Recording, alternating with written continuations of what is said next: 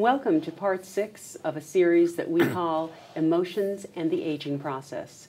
Every week, Dr. Ron Sepitelli and I talk about a wide variety of issues that arise for our elders and their caretakers. Today we're going to talk about, well, I'll use a word that might not be familiar to you. It was not familiar to me until Dr. Sepitelli and I started talking about it. Am I saying this correctly? Corporeality or Yeah. corporality? Yes. Which is correct? Either. They're both correct. And you can guess that has to do with the body, Correct. our emotional, our psychological relationship with the physical existence of human beings, our own and that of other people. That's right. And how would you add to that definition? Well, it's the body. It's the body itself, not as a holistic person. So it would be the skin or the face or a leg or an arm or something like that. So that's called corporality. When someone talks, and often when there is discomfort in a conversation in institutions, they'll mention a patient's teeth or skin or something, and that indicates that that person, that caregiver, has increased anxiety. Interesting. Yeah. So now we're taking this, this term, corporality, that has to do with various body parts, and really addressing the role that that plays in the aging process, in our elders who need some care. Mm-hmm. Yeah. And you have a story for us that isn't about an older person, but it's about a time you and your wife were in Atlanta. Yes. And something happened that surprised you. Yes. So in about 1995, my wife and I were at a conference in Atlanta, and the Martin Luther King Museum had just opened. So we decided to go and visit it. So we got directions for it and a little map, and so we got on the subway, and we got out at a stop, and we're going to walk to the museum. So after we walked 3 or 4 blocks, I kind of looked at my wife, she looked at me, and we said, hey, let's go back. So in silence, we turned around, walked back to the subway, and we didn't speak again until we got into the room, into our hotel room. Now what happened was nothing. Nothing happened on a trip. Nothing bad? Nothing. Nobody yelled at us. We saw no fighting. We saw nothing, except we only saw black people. Which you weren't used to. Correct. So that, again, corporeal, okay, the color of their skin, okay, affected us. It made us anxious and actually fearful, even though nothing happened. And it's not as though there are no people of color in your life. Correct. And I certainly don't consider myself a racist in any way, but for living in life, how black people have been presented, and the fact that that's something different than me, okay, we go into a self-protective mode. Now, this is without thinking. I'm not consciously thinking of this. This is what happened. And you and your wife figured out that that was what had happened when Right. you got back to the hotel That's room? right. That's right. Were you shocked? I was disappointed in myself, okay? Sure. So did we went back 2 years later, we went back, same hotel, same place, and I walked the whole way to the Martin Luther King Museum. Didn't even take the subway. It was about 3 miles. So you made up for that. However, you're using that real-life, first-hand experience as it's giving you some insight into the kind of thing that can happen in situations where we're dealing with older people. Yes. Or older people, and of course somebody who is different than we are, or we imagine ourselves to be. Okay. And this feeds into a theory called terror management theory. That's right. Even though, we'll say again, you and your wife weren't terrorized or terrified. Correct. In Atlanta. Yes. So the word terror in the phrase terror management theory has to do with something that might be more subconscious. Correct. And terror is actually not the... what happens is that we actually never feel the terror, okay, because we spend most of our time keeping away from feeling the terror. And we can do that in situations where health care goes and so forth and so on. So what terror management theory espouses is that human beings, as wonderful as we are, as much as we can grow and expand and improve things and have rich and meaningful lives, spend a lot of our time and activities on keeping thoughts, or the terror of our thoughts, if we did have that, out of our consciousness and away from ourselves, okay? And so they say, again, how we do that is by developing worldviews.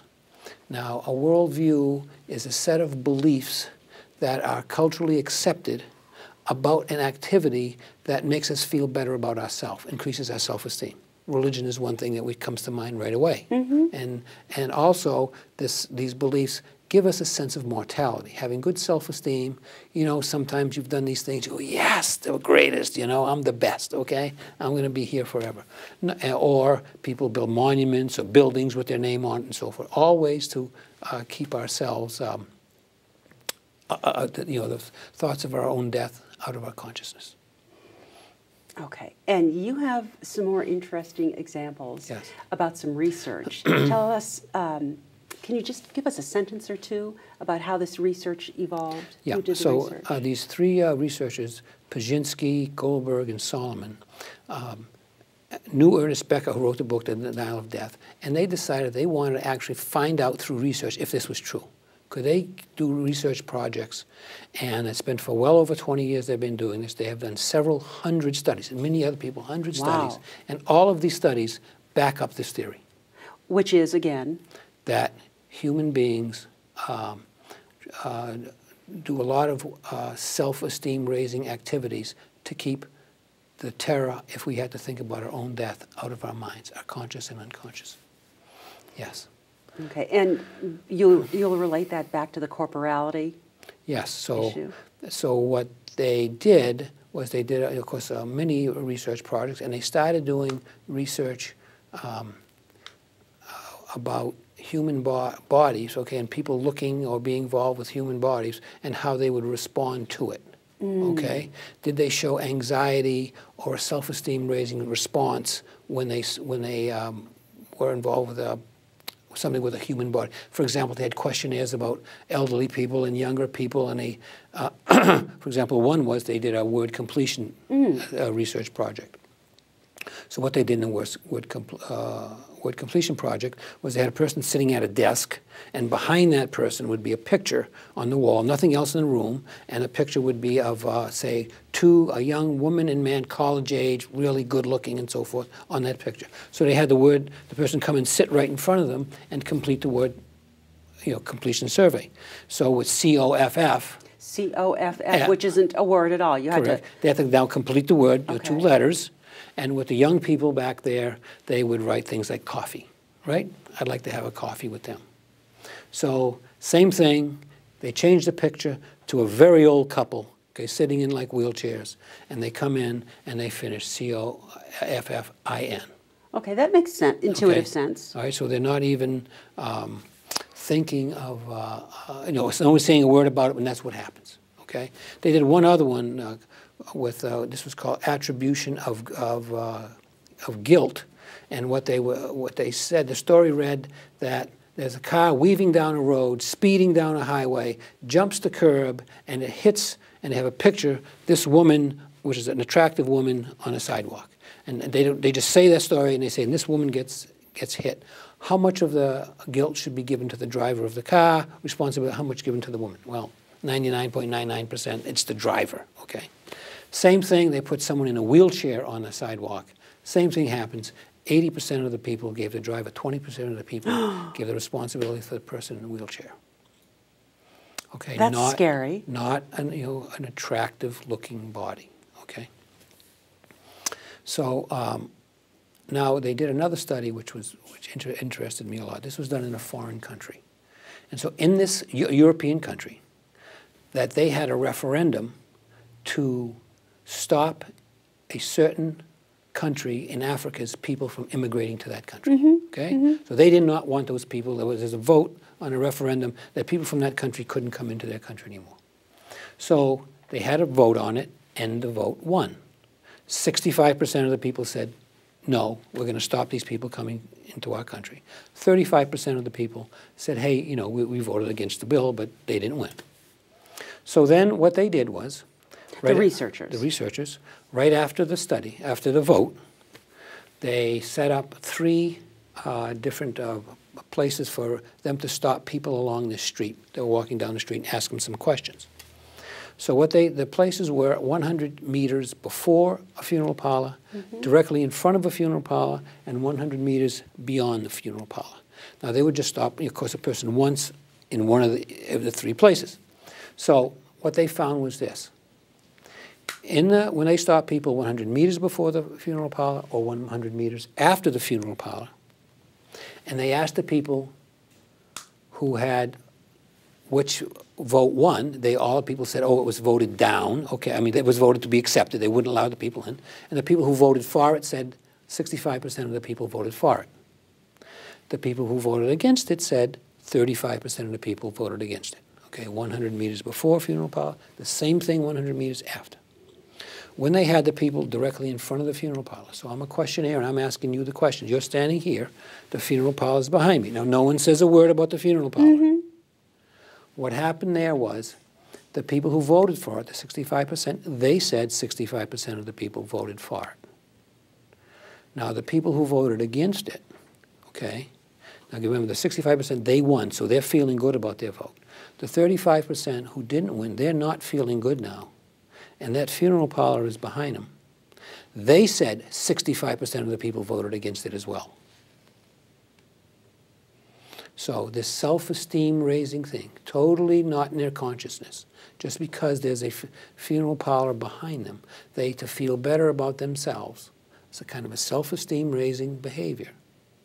They said, yes, 65% of the people voted the way we did.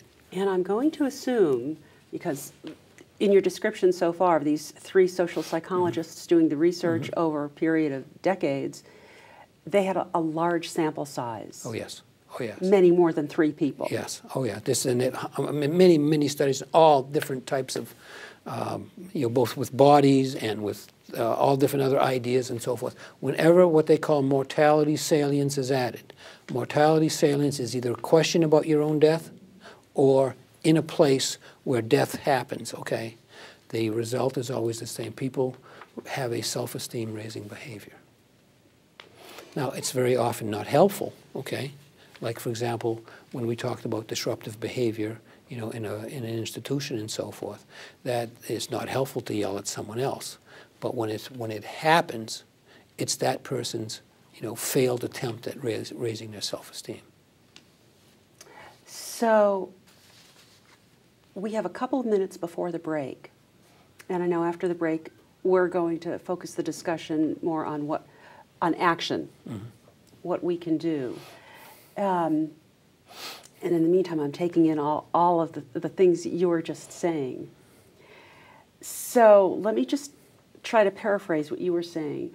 When we're seeing a body or even a building that reminds us of our own mortality, we become defensive. Sure. That sounds highly important to be taken into consideration in the context of, any healthcare context, and in particular with older people. Absolutely. Yes. So do you find in your work that there's an adequate number of people who understand this, this fact, this theory? There are attempts at dealing with it. They know, there's an enormous amount of literature about this type of behavior. I was just talking to nurse educators who work at a university, and they were talking about students complaining that the faculty was bullying them when they were in a hospital. And there's also much literature written about faculty bullying nursing students when they're working. Fascinating. Yeah. Fascinating. Yeah. We're going to go to a break, and we'll be back in just a moment. Thank you, Dr. Ron Sepitelli. I'm looking forward to the rest of our discussion on corporality, terror management, and how we can improve the lives of our elders and our relationships with them. This is Emotions and the Aging Process. You can email us, info@vermontsmp.org. That's info@vermontsmp.org.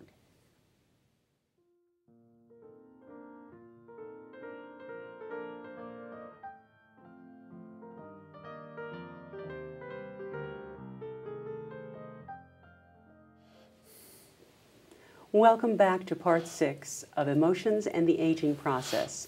In today's segment, Dr. Ron Sepitelli and I are talking about something called corporeality and how that phenomenon affects our relationships with and caring for older people or people who are at the ends of their lives. So can you back up, wrap up briefly what we're talking about? What is corporeality? So corporeality is essentially the body, okay, and things related to the body that remind us of our own death versus the person as a whole person. So it's wrinkled skin, broken legs, people in wheelchairs, that type of a thing, okay, funeral homes and so forth. All those things, just by seeing them, affect us emotionally. So we talked in the first half of this program about how powerful those feelings are.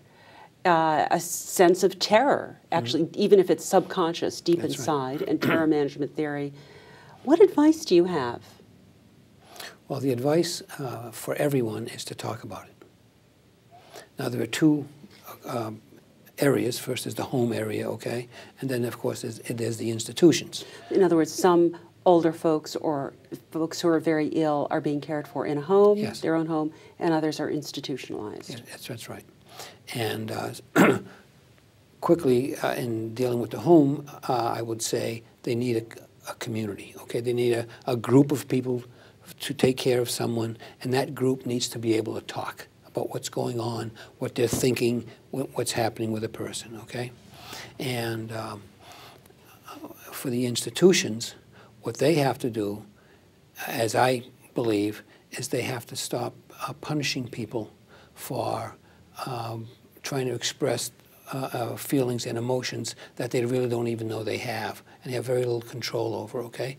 And they can, obviously people can't yell or hit each other and things like that, but if they met regularly, like weekly, with the staff, and they had trained facilitators who knew how to respond to someone who was negative and saying negative things, that would have vast implications for the whole healthcare field. So you're speaking from experience, I think. Absolutely. And I think you're talking about both healthcare providers and their relationships to each other and their relationships with the people for whom they're providing care. Correct. Can you give us an example? Well, when people are meeting in a group, okay, and it's being facilitated, when if a person is allowed to say what they want, okay, then they will feel much better about themselves and be more connected to the group. For example, there's an anecdote about a new RN. She's working with this very difficult female patient, and the patient, the RN says, keeps making faces at me, okay? And she's trying to take this patient's heartbeat, and the patient's, yelling at her, "Don't touch me, don't touch me, don't touch me." And the RN says, "I need to do this. I need to take your heartbeat." She's screaming at her, "Don't touch me, don't touch me, don't touch me." And she says, so I slowly take my gloves off. I slowly walk out of the room. Then I run into the bathroom and just start crying and bawling my head off. I thought, oh my God, why did I get into this field? I'm being bullied just as I was in the 3rd grade. Now the facilitator there said to her, "Did you get support on the floor?" And she said, "I did, but it's a lot different in here," meaning in the group. Okay? Where in the group, they are receptive to what she's saying. What happens on the floor, and I'm sure this happened, is people try to make her feel better.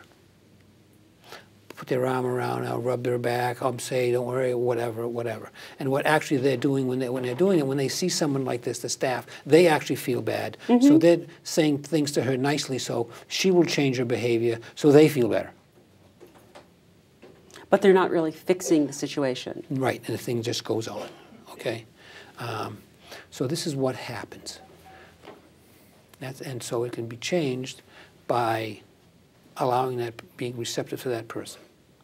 And then what happens? So this nurse is in, let's at least hypothetically say, someone in that position is in a group describing what happens. Mm-hmm.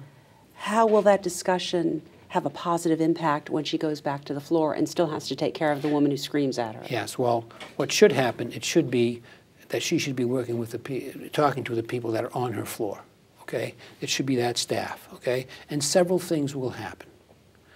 Is the staff itself will identify with her. They will have had feelings like that in the past and so forth, okay? They won't criticize her. They won't judge her.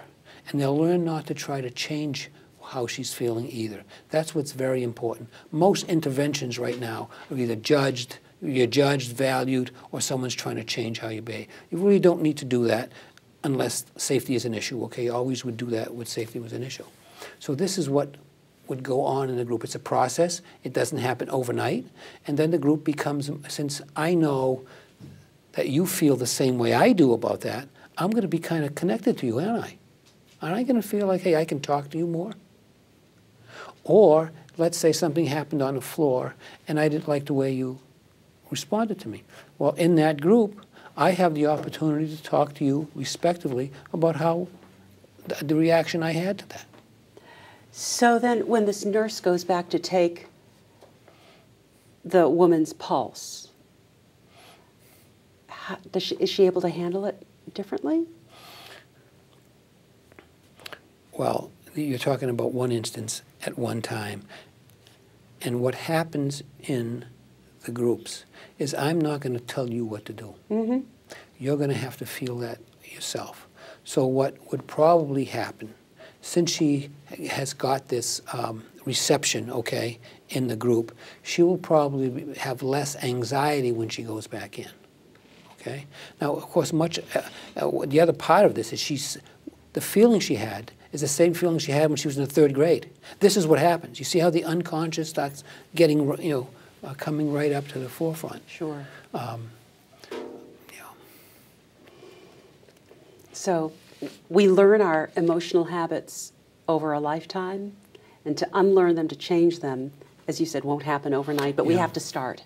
I've had nursing home residents tell me that something that happened to them at 5 years old, and they were 85, 90, said was as clear as if it happened 5 seconds ago. That's so important to realize, to remember. We're going to end this segment with a listener question, or how can we help this situation kind of question. And it's from someone whose mother, elderly mother, had dementia and was in an assisted living facility. So naturally, on a beautiful, weather-wise day, they wanted to sit out in a garden. And at other times, they wanted to be able to leave the mother's bedroom. They were essentially relegated to the bedroom because of the rules in this place that said that dementia patients were not allowed in the garden. They were not allowed in a living room kind of location where you could just sit and have some normalcy. No matter how well dressed they were, how quiet they were, the dementia patients were not allowed out there. So,